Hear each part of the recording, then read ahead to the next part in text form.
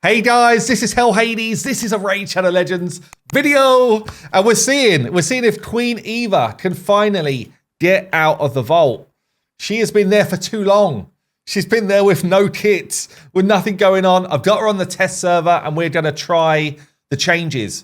So what's going on with Queen EVA Mark II? Well, nowadays, she's got a block buffs as part of her A1. Not even sure this is that great, but she's also got an extra 15% chance to crit, meaning you only need to build her with 85% crit rate. That actually makes quite a massive difference to how you build a champion, the amount of extra crit damage you can get. So this is quite interesting. The heal reduction A1 is actually kind of good for Amius. So 100% chance to get heal reduction on an A1. It's one of the debuffs that you do need consistently to land. So that's pretty cool. The A2 double hitter now ignores 50% of target's defense. That's a massive jump. It's a massive jump. Also got an extra chance to crit as well here. I don't know if that was already there or not before, but enemies killed by this cannot be revived. So suddenly she's got potential to be an arena champion because of the ignoring defense. She might be able to go in and one-shot some of those nasties, a bit like what a Little Miss Annie is used for, but they can't be revived, which is massive, honestly, in live arena. So this is pretty interesting now. And yeah, massive change. Just working some numbers, working with Saf, the man, the legend. We think there's about 17% or so increase on the damage of this skill. But we've also got here the extra 15% chance to crit. I think that was always there on the A3, was it? Anyway, she might no longer be just a wave clearer in campaign. So this one here, when I send her up, attacks all enemies, decreases turn meter by 20%. But you need accuracy for that to happen. So we probably won't build her with accuracy. So that's almost like it doesn't exist. Resets the cooldowns of each of this champion's skills if any target is killed by the A3. So more damage on the A3 potentially gives us a reset on the A2, which means we can block revive again. And again, yeah, extra 15% chance to crit, which means all of our build now is 85% crit rate. If you run her as the lead as well, she gets another 19%. So maybe we do that. Maybe we play around with that kind of like double mechanic. That's giving us, what, 34% extra crit rate. So I only need to build her with, what, 66? Am I doing maths right? 66% crit? Imagine if you run her alongside someone who boosts your crit rate as well. Damn. We could probably get to the point where we're only building her with like 30% crit rate. Now, hold on, let me just filter this to make sure I'm doing the numbers right here. I think it's a 30% crit buff, right? So if we got someone who's doing like a team-wide crit buff, like this chick, yeah, 30%. So maybe we go with this. Maybe we go with 36%, if I've worked it out right, crit rate build and see what sort of damage we can scale into her kit. Get ready for raid, maximum damage. Okay, let's do this. Let's take a second to appreciate that this is not any pluses. Like this could be a +4 Queen EVA where we get a ton more stats. It could also be someone with a big blessing where we get an extra 750 attack and we get an extra 38% crit damage. So without that, in Cruel and Savage gear, we've got 8.3k attack at 339 crit damage. I couldn't even bring a crit low enough. It's so bonkers. And we've got the damage masteries to check out some nukes. Okay, usual testing grounds then. We're on Dragon just to see what the nukes look like first. Increase attack from Arbiter. Bad Elves poisons. Drop defense and weaken from Lydia. Poisons from Gerptuk. Full damage mode. A1. Let's see what we got. 363. Actually pretty solid. Double hit, remember. 350. So that would be a 700k A2. Okay then, and then the A3, which gives us a reset of abilities as well. So we could reset that big smack. Let's see what this one's going for nowadays. Oh, mama! 580k was that? I think it was like between 400 and 580. Okay, I'm going to take her up to stage 20 of Dragon and just let her run. Just let her run, see what she's doing on auto here. If that A3 can actually do some work, I mean, it's difficult here. So I've got her with a team that don't make a lot of sense for general content. The A3 nearly clears the wave on 25. And then obviously, because she's killing people, she's getting her reset. She's not resetting everyone else. So we would have to take out someone like one of the Gerptucks or someone, and at least give us a chance to get back to our abilities with like a reset champion. But there goes the A2. Someone's dead and they're staying dead. I actually think this buff might be enough. The thing I'm worried about with Queen Eva still is she's got no survivability, like 0. So take this team I've got here. I don't have a reviver now. I swapped Arbiter out for the new champion, Istrid, who I did a video on yesterday. I actually really like her. And yeah, I mean, Queen Eva, if she goes down, she's dead, like clearly. Now, obviously, against bosses, she doesn't have any inbuilt debuffs or mechanics that are going to make a whole lot of sense. So she's really like a true wave clearer, stroke arena champion still. That's still her job. But 240k heal reduction, I guess, is useful on Fire Knight, but that's about the only place, apart from Amius. See what she does against the boss. Hopefully we've got an A2 coming out, have we? Yeah, A2, 700k. It's a lot of damage. I've got her in about as good a situation as she's going to be in for doing damage. But that is pretty mad. You can see she just takes chunks when she actually takes a hit. But bam, 260. Don't know, guys. Stage 25 Dragon, it's no joke in terms of like the damage output you need to do. Oh, that A2 with a double hit is really powerful, actually. So the place where she might potentially come in is Ice Golem, right? Ice Golem taking out the side ads. That's her job, really, with the block revive. Does she in any way squeeze into this sort of team, though? That's the question. Like, how can she? How could she find a way in? Obviously, she's now massively reduced. Oh, I didn't actually build her. Did I build 100% crit in the end? Her aura, so she needed 85. Her aura was giving us another 19. And I think I ended up, because I've not just run her with Kreela, I ended up a little bit short. Anyway, she's kind of sitting at around, what, 60-odd% right now, which is not really enough. So kind of need to do that. Forgot that I was meant to be running her with someone who buffed her crit. But I don't think we saw any non-crits in that run somehow. So obviously she's getting some work done, but she's not in there to kill the waves. The rest of the guys are in there for the wave clearing. If I ran her a bit slower than Theodore there, she would have actually done the finishing whack, and that would have been way more effective for this run. Theodore doing his thing. Everyone dying pretty quick, obviously, because of all the poisons and stuff.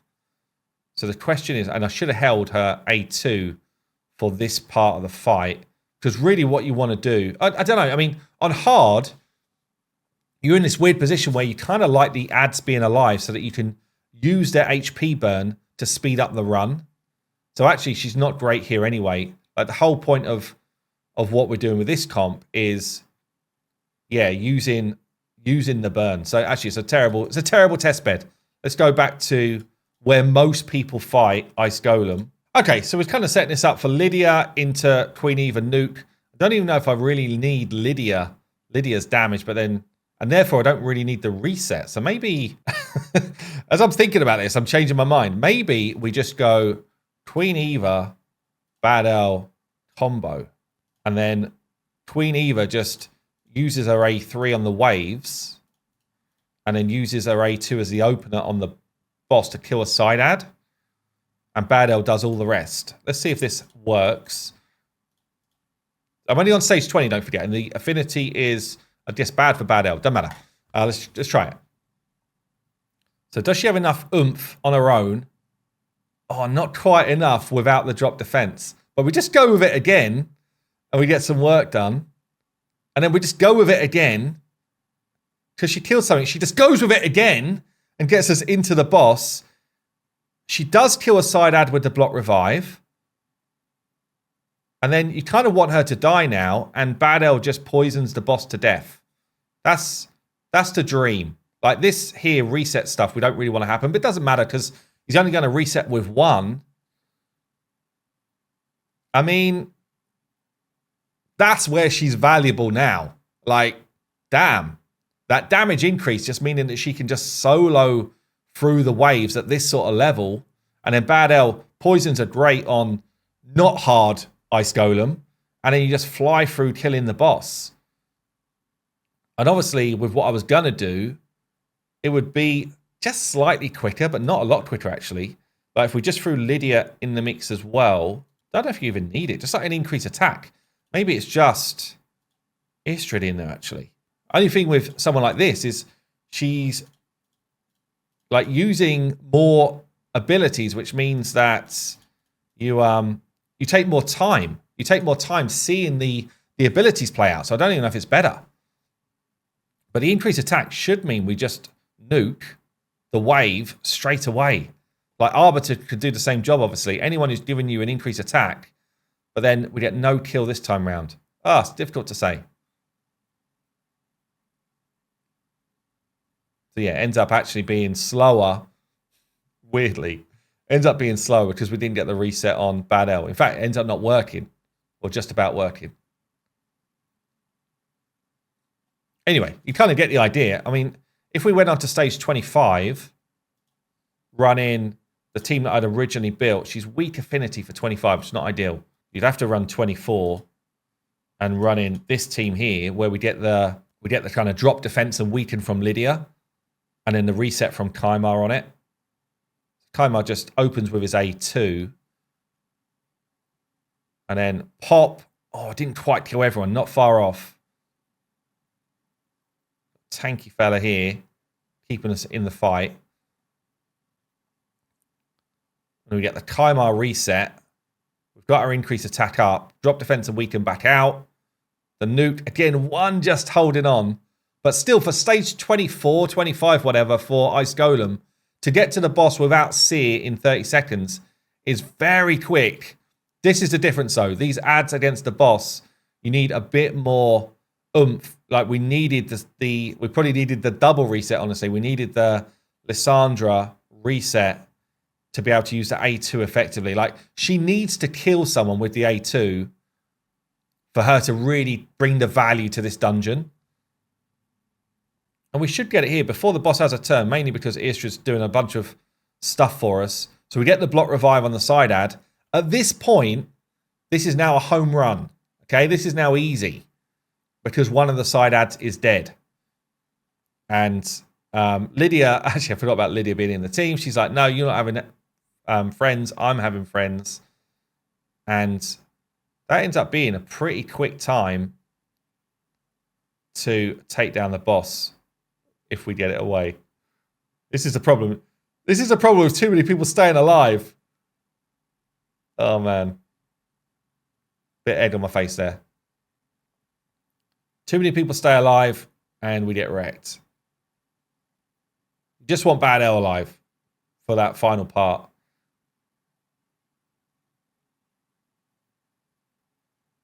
Anyway, got wrecked. So I guess we should take her back to her roots and just see what she's like at farming Nightmare Campaign. Like, can she get in the mix of Nightmare Campaign? Again, for 12.6, which is where we normally farm, because that's where your experience is at its best. She's not the best in terms of affinity, but damn, she takes a couple down with the first hit. Obviously, she's getting her resets in. As long as she's taking some down, she's a beast, actually. She's actually a beast. This is going to be pretty quick. And that's only really even as slow as it is because other people I've got here are quick and they're getting in ahead of her. Like if she had another 10 odd speed, I don't know why we just went off there. If she had another 10 odd speed, she'd be even quicker because she wouldn't be like waiting on other ads. Damn. Nightmare Campaign. 11 seconds. She's still the campaign master. She's still got it. Where else might she be good? Obviously the arena. Let's just try her in the arena, which is probably where most people will try. Yeah, or most people would use her. So I had this team I built out for a video yesterday. I guess she just comes in as the second damage dealer. Now, this is a 2 damage dealer squad. And the other option is you protect her with a net crit. And then it's a 1 damage dealer squad. And with the 1 damage dealer, you might open with the A2 in that case. Let's try this first. We'll go against Nubs here. Because really what you want with her block revive is just to take out the threat or take out, because she's ignoring defense, you could take out a threat like this, or you could take out the tanky champion, potentially. But the A2 block revive goes in. So now a big threat is gone. Maybe I should have taken out Fatalis, actually. But she should A3. If she gets a kill, she gets that A2 back. Well, she just kills them all. She kills them all. Double hit would be good against Rotus, but it is the wrong affinity. In fact, she's kind of wrong affinity all the way around here. It might be that we've got enough damage anyway. Obviously, now in this team, again, I've made this mistake that she just doesn't have enough crit rate right now. She's not even the leader, so there's a good chance she's just not critting. This is the trouble with doing builds where you're trying to doing something funky, and I've really just not lived up to the build much at all the way through this video. So apologies for that. She should A3 through increased defense. Yeah, she's still pretty weak. And this is her problem, is she is squishy as hell. So even with Necret protecting her, she got wiped. So it's just, I mean, that was a poor affinity matchup. So that's not really a good one to show. I guess maybe like she'd be a good UDK takedown.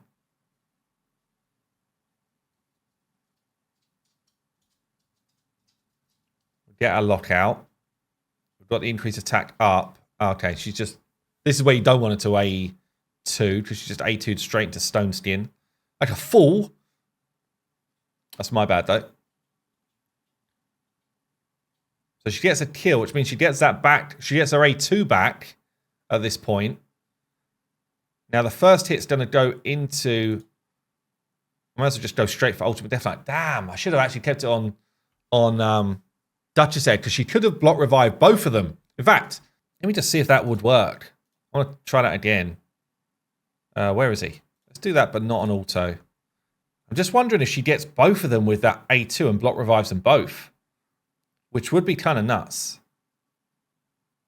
So instead of a... oh, yeah, sorry. Same as we was doing before. Lockout if we can. Another person to protect. So we could just A3 here and see if it kills these middle fellas. Not quite enough damage. Okay. Now we're basically just waiting for Stone Skins to drop off before we use our A2. So we could go ally attack. It's actually big. It's actually big. Hoping that we get UDK's ability. We didn't. That's annoying. Let me just rotate through one more. She's probably going to be dead, though. Just get some A1s away.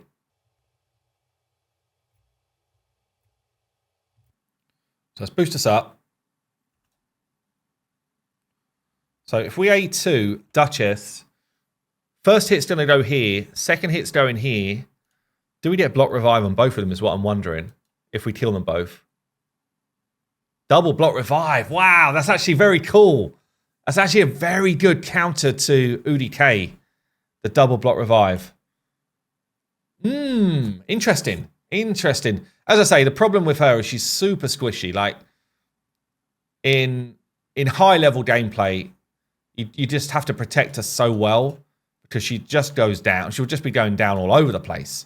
But she does do a pretty crazy amount of damage. She probably would need to be in a better protected team than this, I think. I think we would just get worn down here. Let's see. All right, and obviously Harima messes with our block damage. Sorry, with our ignore defense. Locked out everyone apart from UDK. Let's protect her. So if we A3 here, got no drop defense. I do have increased attack up. Or should I just go after Necret? Maybe just go after Necret with the A2 and try and get him off the board. No, not even close. I forgot that UDK was going to pick one of those up. Look at the massive shields. Man, the shields are just gross. The Necret shields.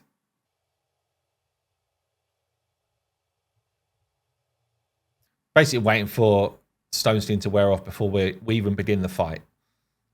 And at that point, we might just be dead, honestly. If Harima gets going. Okay. So let's target Ultimate Death Knight first, maybe? Or I kind of want to kill Harima. But she is protected by Necret. Yeah, I don't know what I'm doing. I'm all over the place.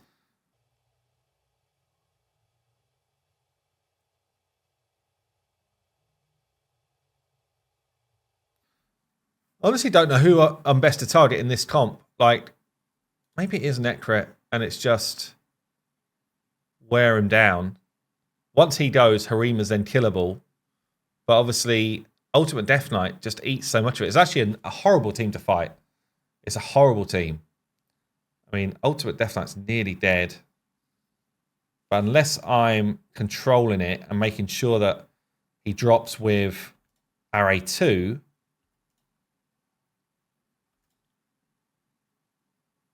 which we can, so he's going to die. Maybe we go for the two of them. Oh, nearly, actually.